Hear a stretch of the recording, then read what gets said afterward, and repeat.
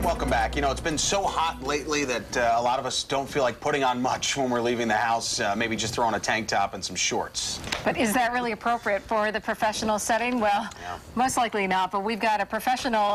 We've got Muriel Anderson, assistant professor at the UB School of Management. You are in human resources. You're the specialist in that. I guess the first question we should ask, is it really important for employers to set a dress code? Absolutely. Certainly there are positive effects of having a summer dress code. We have a more relaxed environment for the employee, better work environment, can create positive morale.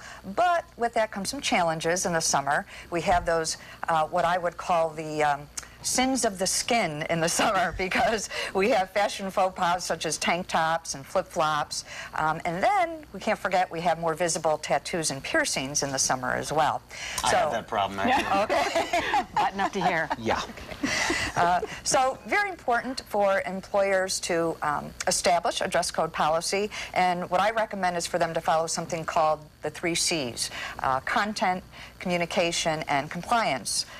Content meaning work with your HR department and have them help you assess what is appropriate based on the company's culture, customer needs, the industry itself.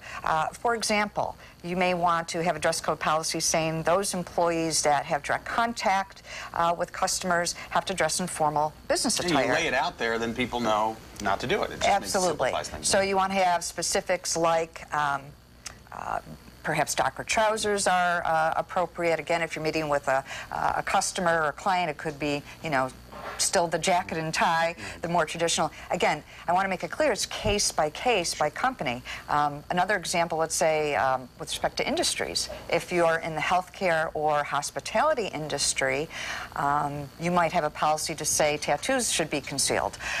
Because, for example, you might have a client, a patient, not feel comfortable if someone is helping them that has a skull and crossbones. That makes sense. Yeah, but manufacturing industry might be perfectly fine for tattoos not be concealed. Can it hurt a company if, let's say, because it's so hot this summer, if they don't loosen up their standards, their code, and do people just kind of get resentful that they have to be in, you know, a tie or long sleeves or something? Yeah, sometimes they do, because employees certainly want to be able to express themselves and feel much more comfortable in the summer.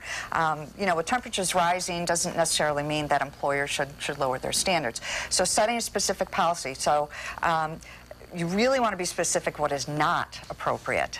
So again, case by case, but things like flip-flops, tank tops, low-cut tops may not be appropriate, mini skirts. In fact, there's something called the 4-finger rule that many employers use where, you know, skirt should be 4 fingers above the knee. Catholic school. Catholic school, right. But even that you have to be specific, because I know one employer said they had the 4-finger rule and one of the female employees thought that meant on the diagonal. So therefore, could be a little bit shorter. Very touchy subject, but thanks for breaking it all down for us this morning. Okay, very good. That's all right. We hope to have you back in the winter months. Okay, thank you.